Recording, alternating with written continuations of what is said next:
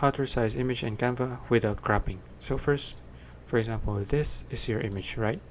This is the image that you want to resize.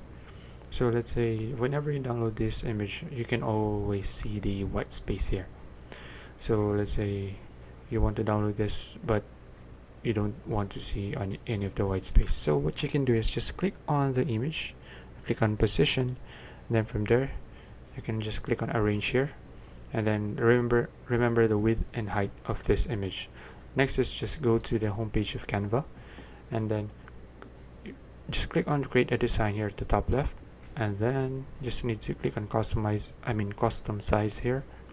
Then remember the width, just go back, just click on type in 500, and as for the height, 333. We can't do 0.1 here since it won't allow that, so you just need to round it up or down. Okay, now just click on create new design. Now what you can do is, now this is the size of the image, right? So we just need to copy the image and then go back and then paste the image here, allow. Now as you can see, now you don't see any of the white space here.